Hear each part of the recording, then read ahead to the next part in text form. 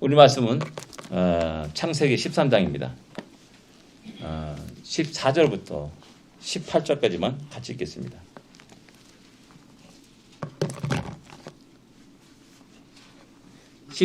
창세기 13장 14절부터 18절까지 말씀입니다.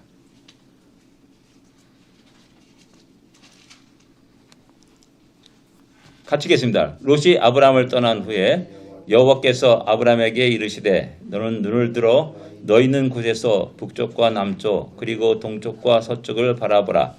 보이는 땅을 내가 너와 네 자손에게 주리니 영원히 이르리라. 내가 네 자손이 이 땅의 티끌 같게 하리니 사람이 땅의 티끌을 능히 셀 수 있을진데 네 자손도 세리라. 너는 일어나 그 땅을 종과 행으로 두루 다녀 보라. 내가 그것을 내게 주리라. 이에 아브라함이 장막을 옮겨 헤브론에 있는 마므레 상수리 숲에 이르러 거주하며 거기서 여호와를 위하여 제단을 쌓았더라. 예, 아멘. 세 번째 우리 아브라함에게 나타난 말씀하신 우리 하나님이십니다. 예, 한번 또 이렇게 하나하나를 살펴보겠습니다. 하나님이 세 번째 아브라함에 나타나 말씀하시기 전에 어떤 일이 있었습니까? 13장 앞에 부분들입니다. 어떤 일이 있었습니까? 이렇게 보면 애굽에서 돌아온 사건이 있죠. 그래서 남방 네게브에 올라오게 됩니다. 그래서 가나안 땅을 다시 복귀하는 그런 모습을 보여줍니다. 근데 이제 문제가 생기죠. 롯과 이제 아브라함의 소유가 풍성함으로 인해서 이 갈등이 일어납니다. 이게 어느 한쪽이 일방적일 때는 갈등이 없어요. 이게 인종 갈등도 보니까는 이게 한 30% 같은 세력권이 비슷비슷할 때 이때 이제 세력 다툼이 일어나게 되고 이제 또 많은 갈등이 일어납니다. 그러니까 한두 명 있을 때는 오히려 불쌍히 여겨요. 도와주려고 하고. 그런데 이게 점점 늘어나가지고 이제 10%, 20% 막 이렇게 올라가게 되면 그때부터 이제 치열한 생존 경쟁이 일어나는 것을 이렇게 보게 됩니다. 그리고 상대를 이렇게 질밥하고 일어나려고 하는 그런 갈등들이 일어나는 것을 보게 됩니다. 예, 소유의 풍성함으로 인해서 롯과의 갈등이 일어났다. 이제 그 땅이 그들을 이제 이렇게 다 감당할 수 없는 좁은 땅이 되었다고 할 수 있습니다. 예, 그 다음에 이제 롯과의 이별이 됩니다. 예, 롯이 이제 선택을 하죠. 먼저 선택을 하고 또 롯이 소돔과 고모라 땅을 선택해서 그 땅에 이게 방향을 잡고 떠나게 됩니다. 여기서 이제 우리는 롯의 선택을 한번 생각해 볼 필요가 있습니다. 3장 보면 10절부터 쭉 보게 되면은 롯이 눈을 들어 요단을 본즉 요단을 바라봅니다. 소알까지 온 땅에 물이 넉넉하니 이렇게 말씀하고 있습니다. 온 땅 물이 넉넉하다. 그리고 여호와께서 소돔과 고모라를 멸할 기선이었더라. 그 땅을 갖다가 여호와의 동성 같고 애굽 땅과 같았더라. 이렇게 말씀합니다. 이렇게 롯은 생각합니다. 야, 저희가 하나님의 동산이구나. 에덴 동산이구나. 얼마나 아름다우면 이렇게 생각했을까라는 겁니다. 그리고 애굽 땅과 같았더라. 애굽 땅 한번 가봤지 않습니까? 한번 그 풍성함을 맛본 겁니다. 그 한번 맛보게 되면 떨쳐내지 못하죠.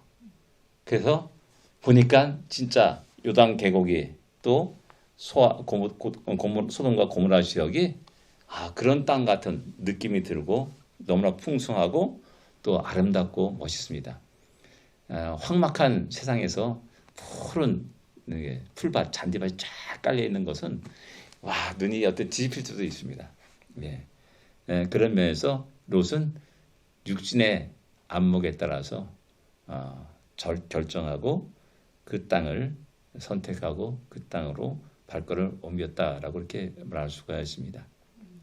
우리도 마찬가지죠. 우리도 외적인 눈에 보이는 외모 그것에 사람을 우리에게 현혹될 수도 있고 미혹될 수도 있음을 우리는 늘 언제나 경계해야 됩니다.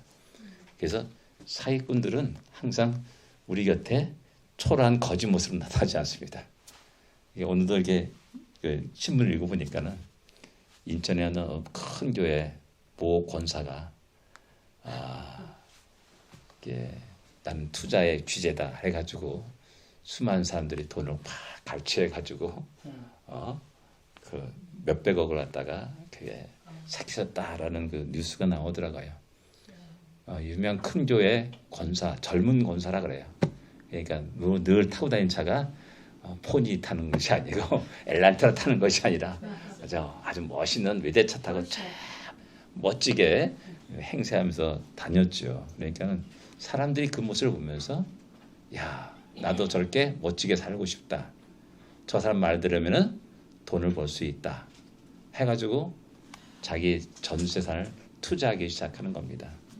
그리고 결국 덜커덕 처음엔 잘 주죠. 믿기니까는 잘 주고 그러다가 얼마 있다가 결국 이제 원금도 까먹고 점점 이제 이렇게 돌아오는 것이 없는 겁니다. 그래서 참 이런 것이 이제 교회에서 일어나는 일입니다. 사탄도 우리의 모든 성도의 연약함을 잘 알고 있어요. 그렇기 때문에 그 가장 연약한 부분을 톡톡 건드리면서 다가옵니다. 그래서 우리가 성경의 말씀에 기본된 그런 세계관과 가치관에 무장되지 않으면은 100% 넘어지게 됩니다. 너무나 지나치게 육신의 정욕과 안목의 정욕과 이생의 자랑에 빠지지 않기를 원합니다. 지도를 또 보겠습니다. 지도가 원래 이제 우리는 이제 세로로 된 남북을 기준으로 한 지도에 익숙해 있기 때문에 이게 동서로 된 이렇게 그 지도에 좀 익숙하지 못합니다. 근데 원래 이제 그 이스라엘 관점에서는 이런 지도가 맞습니다. 원래 그러니까 우리가 보통 성경에서 앞쪽 하면은 우리는 앞산하면 어디입니까? 남산을 말하죠. 우리 마을에 앞산하면 남쪽에 있는 산을 말합니다. 이게 우리는 남북을 기준으로 합니다. 그래서 해가 좀 늘 어떤 있는 남쪽을 선호하고 남양집을 선호하죠. 근데 이제 이 성경에서는 앞산 하면은 동쪽을 말하는 거야. 동쪽. 그 뒤 하면 서쪽을 말하는 거고 성경에서 오른편 하면은 남쪽을 말하는 겁니다. 그리고 왼편 하면 북쪽을 의미하는 겁니다. 그래서 여러분들 보아스와 야긴이라는 두 기둥이 있지 않습니까? 오른쪽에 야긴, 또 왼쪽에 보아스 이 두 기둥이 있다. 근데 실질적으로 우리가 어느 게 야긴인지 헷갈리는 겁니다. 근데 오른쪽이라고 하는 것은 딱 보면 남쪽에 있는 게 야긴이고 북쪽에 있는 게 보아스구나 라고 생각하면 되는 겁니다. 이걸 왜 했냐면 우리가 좀 약간 다시 한번 확대가지고 이게 확대가 안 돼 또. 되는구나. 됐어요. 안 급해요, 목사님. 이렇게 또 이렇게 만들어 왔다 갑니다. 예루살렘이 여기입니다. 그 다음에 여기가 헤브론입니다. 헤브론. 예루살렘은 보통 이제 사해 끝에 하고 수평으로 이렇게 하면 거기에 만나는 그 지점이 예루살렘입니다. 그 다음에 이제 아까 말했듯이 애굽에서 나와가지고 베델로 올라왔다라는 그 말에 베델이 여기입니다. 베델은 여러분이 잘 알다시피 하나님의 집이다라는 뜻을 가지고 있는 지명입니다. 이 베델은 베냐민 지파와 에브라임 지파의 경계에 있습니다. 그리고 예루살렘은 베냐민 지파와 유다 지파와의 경계상에 있는 그런 도시입니다. 이 베델에서 이제 쫙 여기를 본 겁니다. 멋있습니다. 아마 지금은 이제 점점 사회가 점점 쭉쭉 줄어들어가지고 이제 상당히 이제 지금 요 지점이 이게 갈라졌습니다. 남과 북으로. 지금 요 지점이 이제 육지가 된 겁니다. 지금 하도 말라가지고 그런 지금 상태가 됐는데 이제 어쩌면은 이게 이 사회도 이제 없어질 거다 뭐 그런 얘기도 합니다. 그래서 이제 사회를 살려야 된다. 그래가지고 사회를 살리는 방안이 무엇이냐 해가지고 뭐 홍해물을 끌어올려 이렇게 여기서 다시 하고 뭐 이런 식의 어떤 대안도 제시되고 있음을 볼 수가 있습니다.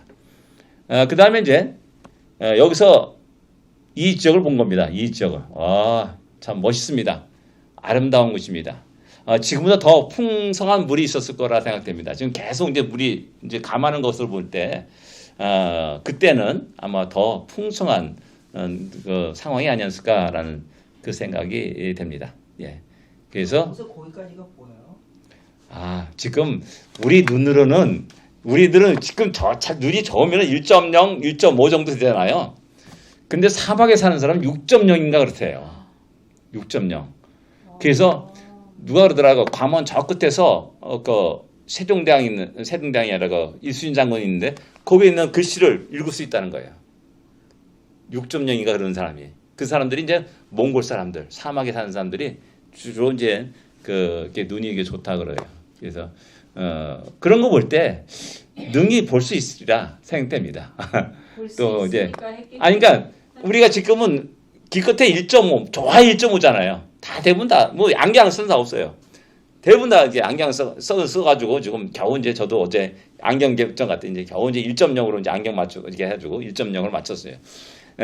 그 정도밖에 안 되는 겁니다. 근데 예전에는 더 훨씬 좋았을 거다라고 이게 생각이 듭니다. 그리고 또 하나님 은혜로 또 그 놀라운 광경들을 이렇게 볼 수 있으라 이렇게 또 생각됩니다. 예. 뭐 우리 잠깐 또 지도를 봤으니까는 또 한번 지도를 한번 생각해 볼 수 있기로 합니다. 예, 여기가 이제 이스라엘 골짜기입니다. 아마도 이스라엘에서 가장 비옥한 땅이 아닌가 생각됩니다. 지금도 이제 간가다 이제 이스라엘 관광 안내를 보게 되면 그 멋있는 광경이 이스라엘 평야에서 쭉 펼쳐지게 됩니다. 그 이스라엘 평야 밑에 흐르는 게 기손강입니다. 그리고 그 기손강 끝에 여기가 갈멜산이 있게 됩니다. 그리고 주로 이제 요 지역이 그래도 산지 가운데에서 좀 낮은 지역입니다. 그래서 주로 이제 나중에 암몬 족속이나 모압 족속들이 쳐들어올 때 이 길을 따라서 쳐들어오게 됩니다. 대부분 그렇습니다. 왜? 요단강을 건너서 쉽게 가나안 땅으로 들어올 수 있는 길목이 바로 요 지역이기 때문에 그렇습니다. 근데 예전에 또 이제 시리아가 이제 염키프로 전쟁할 때 4차 중동전인가요? 그때 안타깝게도 시리아가 쳐들어왔는데 이 지역으로 들어오지 못한 겁니다. 그래서 거기서 느긋하게 시리아가 있었다 그래요. 그때 이제 이스라엘이 재정비해가지고 시리아군을 물리쳤다라고 이렇게 이야기합니다. 예. 그 다음에 이제 우리 보통 에브라임 산지가 이렇게 됩니다. 그 에브라임 산지의 서쪽 지역이 샤론 평야입니다. 샤론의 꽃 예수 뭐 이런 노래도 있듯이 찬양도 있듯이 샤론 평야입니다. 잠깐만요. 지금 갑자기 헷갈려. 그러니까 지금 이 지역 자체가 다 가나안인 거죠? 예, 이 지역이 다. 예, 팔레스타인 지금 현재 팔레스타인 지역입니다. 이게 옆으로 눕혀놔갖고 옆으로 눕혀서 헷갈리는데 그냥 알아서 보시기 바랍니다. 그다음에 이게 블레셋 광야가 이제 이렇게 있고 보통 이제 해안 광야, 평야 뭐 이렇게 되어 있습니다. 그래서 이스라엘에서 고대 이게 성경에서 평야지대 농사를 짓 수 있는 지역은 이런 세 지역입니다. 그 나머지 지역은 주로 이제 과수, 과일, 주로 포도나무, 감람나무, 무화과나무 그런 것들을 재배하는 그런 지역이고 뽕나무도 재배하기도 하고 그렇습니다. 그러면은 그래도 이스라엘 땅이 다른 지역보다 농사짓기도 괜찮은가 봐요. 농사짓기도 괜찮다? 그 지중해성 기후에 그래도 농사 지을 수 있는 땅이 이 땅이라는 거예요. 밀농사, 보리농사를 지을 수 있는 땅들이 그렇게 많지 않다는 겁니다. 예. 그 다음에 이제 요 아르논 계곡이 있습니다. 여기 아르논 계곡. 아르논 골짜기. 요게 이제 모압과 이제 여기에 루벤 지파가 있었던 지역인데 요 경계가 이게 아르논 골짜기라 이렇게 할 수가 있습니다. 지금도 요르단 지역의 국립공원으로 지정되어 있는 지역입니다. 굉장히 깊은 골짜기입니다. 그리고 물이 콸콸콸 흘러가지고 이렇게 사해로 들어가게 됩니다. 그 다음에 이제 요 끝에 이제 세렛 골짜기라 그 세렛강이 있습니다. 이거 영어는 제렛 이렇게 나왔는데 세렛 우리 말하는데 요 세렛은 드디어 이제 광야 40년을 갖다가 딱 끝나는 그 기점이 되는 게 바로 요겁니다. 요 세렛강입니다. 그래서 다 이제 과거에 그 제수받던 사람 다 죽고 나서 하나님이 건너가라라고 명령하는 것이 요 세렛강입니다. 그래서 여기를 건너서 모압을 모압을 외로해가지고 이 지역을 점령하게 되는 겁니다. 예, 뭐 이 정도 하겠습니다. 넘어가겠습니다. 종종 자주 보십시오. 이게 심심하지 않게 지도를 보시면은 또 이게 또 이게 줄어들지 않아요. 아이, 이렇게 해요, 선생님. 이렇게. 참 힘듭니다. 예, 하나님이 세 번째 아브라함에게 나타나서 하신 말씀 무엇입니까? 예, 14절부터 10절까지 말씀입니다. 무엇입니까? 동서남북을 바라보라. 예. 너는 눈을 들어라. 예. 하나님이 다시 동서남북을 바라보라라고 말씀합니다. 롯이 떠난 후에 말씀하시는 거, 찾아오서 말씀하시는 겁니다. 롯이 떠나고 나서 과연 아브라함은 어떤 마음이었을까? 허전하지. 약간 좀 분노도 있지 않았을까? 저럼 저거 제일 좋은 땅 차지한다고. 하더니 저거 땅 내가 가져야 되는데 괜히 내가 말이야 약속해가지고 말이야 먼저 택하라고 약속해가지고 말이야 억울하다. 막 인간적인 생각으로서 그런 생각도 가질 수 있습니다, 사실. 그 다음에 이제 좀 쓸쓸하죠. 그래도 피부친데 그리고 족하지 않습니까? 그래서 지금까지 또 몇 년을 같이 동행했지 않습니까? 몇 년인지 모르겠지만은 한 1, 2년 정도 되겠죠. 하란을 떠나서 같이 동행하는 것이 그렇게 된 세월인데 그래도 하나밖에 없는 피부치고 또 서로가 의지할 수 있는 그런 사람인데 그냥 훌쩍 떠나게 되는 겁니다. 홀로 남겨져 겁니다. 홀로. 그럴 때 이제 우리 하나님이 찾아오십니다. 항상 우리가 홀로 올 때, 외로울 때, 힘들 때 어떤 나름대로 어떤 외로움을 느낄 때 그때 또 찾아오십니다. 그리고 말씀하시는 것이 동서남북을 바라보라라고 말씀합니다. 왜? 야, 저 땅 부럽냐? 아니야, 너가 서 있는 땅에서 한번 동서남북을 바라봐. 아마 여기 아마 베델 지역이라고 생각됩니다. 베델 지역에서 한번 쭉 거기에 베델이 이제 산 게 있으니까 많이 넓게 볼 수가 있는 그런 장소를 알 수 있습니다. 그래서 쭉 동서남북 보니까 넓은 땅이죠. 그 다음에 보이는 땅을 너와 내 자손에게 주리라라고 말씀합니다.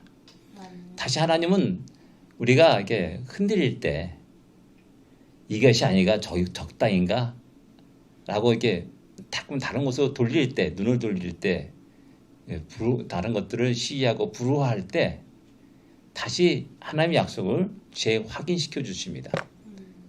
아니야, 롯이 택한 그 땅이 아니라 지금 너가 있는 땅, 너가 동서남북 바라보면서 보이는 너 땅, 이 땅이 바로 내가 약속한 그 땅이다라고 다시 확인시켜 주는 겁니다.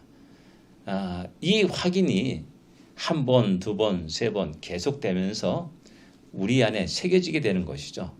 아브라함에 새겨지는 겁니다.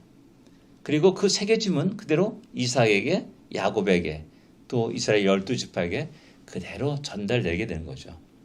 그러니까 이들이 430년 동안 애굽 생활하면서 430년이면 우리 조선시대 그 역사가 비슷한 겁니다. 좀 약간 못되죠.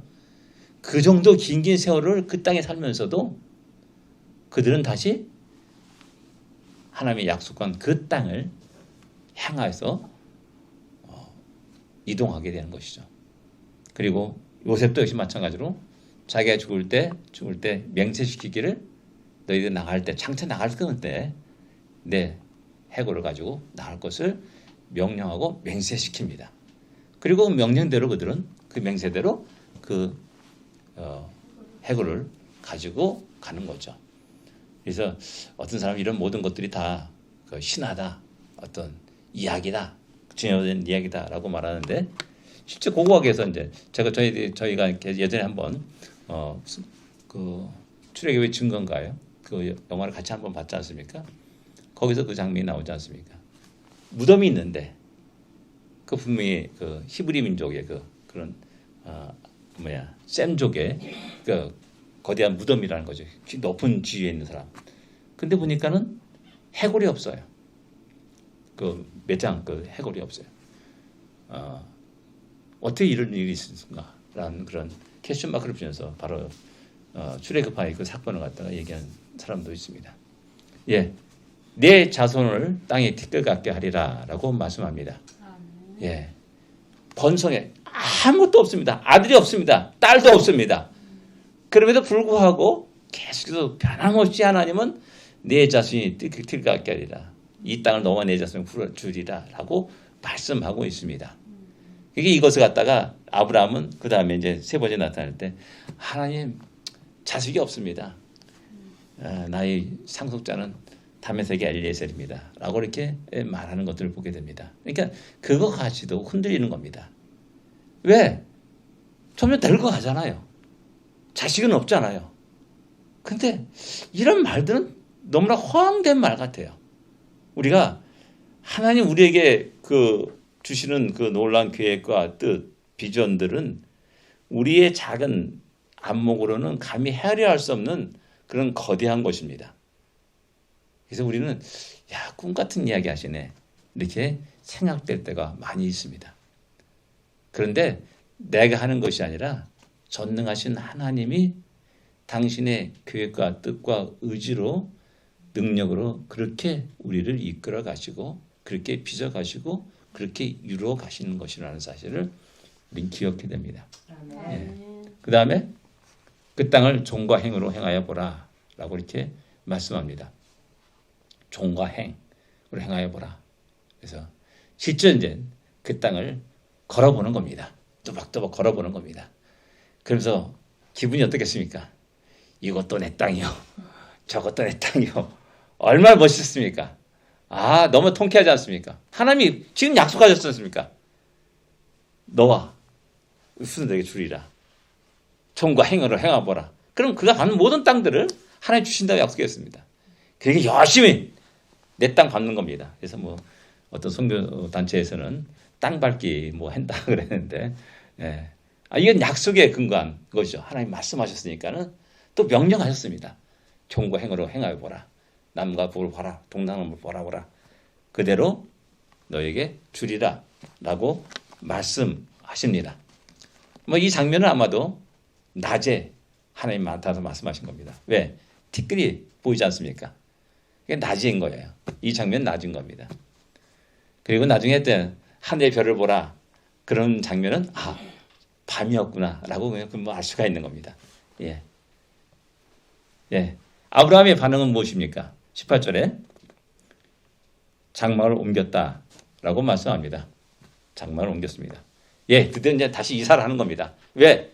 이사하는 의미가 있어요. 전에는 아유 힘들어. 또 이사야. 아유, 이런 식으로 내 생각했는데 지금의 이사는 의미가 달라요. 야, 내 땅 밟아보자 하고 그런 기분으로 가는 겁니다. 왜? 하나님 종과 행을 행하라 보라 하니까는 야, 이사 좀 싸라.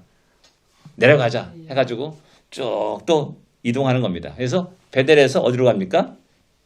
헤브론 상수리 수풀에 이르게 됩니다. 헤브론으로 쭉 남쪽으로 이제 이주하게 됩니다. 그래서 아마도 이제 그것이 이제 지금 현재 족장의 길이라라고 해가지고 이제 우리 성지순례 가는 사람들이 이제 그걸 따라서 중으로 이제 이렇게 여행을 하게 됩니다. 그래서 남쪽으로 헤브론 상수리 수풀에 이르게 되고요. 거기서 또 역시 마찬가지로 하나님께 단을 쌓았다라고 이렇게 말씀합니다. 예, 아브라함은 주님의 약속의 말씀을 붙잡고 또 너무나 흥분내 속에서 기분 좋게 또 이사를 합니다. 그리고 또 헤브론에 이르고 또 거기서 하나님께 예배를 드리고 또 하나님의 이름을 부르고 영광을 돌리고 있음을 보게 됩니다. 예, 한번 생각해 봅시다. 오늘은 짧습니다. 우리의 선택의 기준은 무엇인가?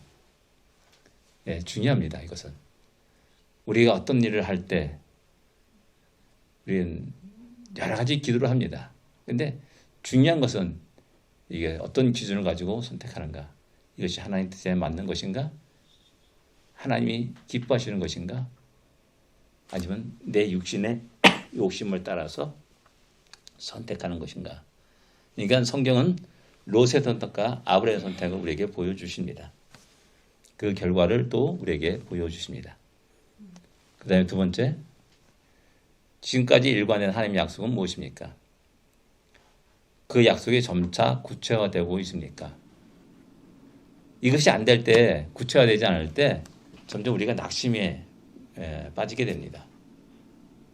언제까지인가 너무나 막연한 그 세월을 기다리는 것이 너무나 힘들고 지칠 때가 많이 있습니다. 근데 우리가 생각하기에 길고 오랜 세월이지 하나님의 시간 속에서는 뭐 하루 같은 그런 시간일 수도 있습니다. 그래서 다시 한번 우리에게 향하신 하나님의 크고 놀라운 약속들을 다시 한번 새기면서 가슴에 새길 수 있는 우리가 되야 될 줄 압니다. 가장 어렵고 힘들 때, 외로울 때 하나님은 다시 그 약속을 되새기시고 또 실제적으로 행동으로 옮겨서 그 땅을 밟게 하셨듯이 우리도 딱 역시 마찬가지로 우리를 부르신 하나님이 뜻과 계획이 있고 약속이 있습니다. 우리를 이 미국 땅에 보내신 하나님의 뜻이 있고 약속이 있습니다. 또 수많은 사람들 가운데 우리 서로를 만나게 하시고 또 수많은 교회 가운데서 우리를 이곳에서 만나게 하신 하나님의 뜻과 계획이 있음을 우리는 알고 그 뜻을 이뤄갈 수 있는 우리가 되기를 원합니다. 우리 함께 기도하겠습니다. 다시 한번 우리를 향하신 하나님의 뜻, 약속을 생각해 볼 수 있기를 원합니다. 그 약속이 점차 구체화되기를 위해서 또 기도할 줄 압니다. 어쩌면 우리는 하나님은 우리를 그렇게 구체적으로 우리를 인도하시는데 우리는 그것을 느끼지 못할 때도 있습니다. 다시 한번 세밀한 눈을 가지고 또 마음으로 그 하나님의 그 오묘하신 손길과 인도하심을 볼 수 있는 눈을 달라고 또 기도할 수 있기를 원합니다. 이런저런 우리들의 모든 선택의 기준이 하나님 뜻에 합당하고 하나님 기쁘시게 하는 그런 선택이 될 수 있도록 해서 또 기도하기를 원합니다. 기도하겠습니다.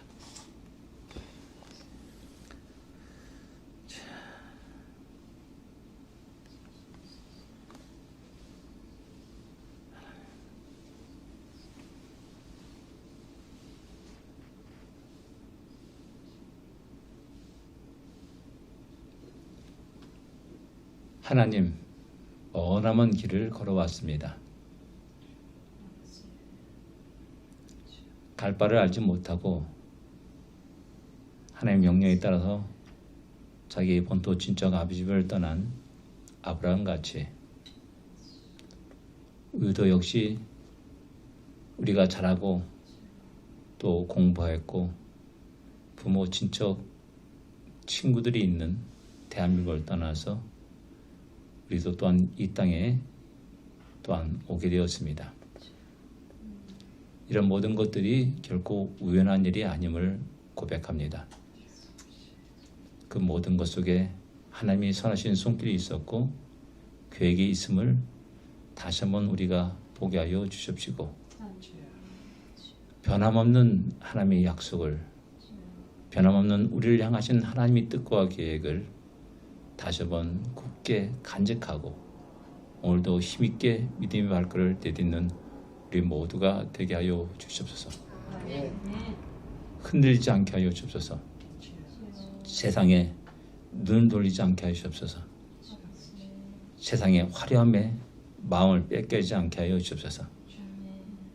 그곳은 소돔과 고모라 같은 곳이고 하나님 무서운 진노와 심판 아래에 있는 그런 땅임을 우리가 바로 알게 하여 주시옵시고 늘 언제나 하나님과 동행하는 그러한 우리의 발걸음이 되게 하시옵소서.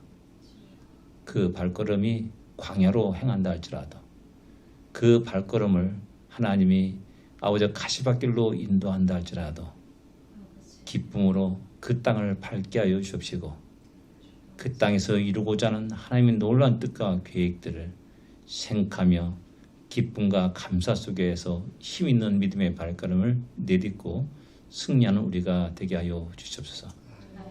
예수님 보고 간절히 기도됩니다. 아멘. 하늘에 계신 우리 아버지여 이름이 거룩히 여김을 받으시오며 나라의 마옵시며 뜻이 하늘에서 이루어진 것 같이 땅에서도 이루어지리이다. 오늘날 우리에게 일용할 양식을 주옵시고 우리가 우리에게 죄진 자를 사하여 준 것 같이 우리 죄를 사하여 주시고 우리를 시험에 들지 말게 하옵시며 다만 악에서 구하옵소서. 되게 나라와 권세와 영광이 아버지께 영원히 있사옵나이다. 아멘.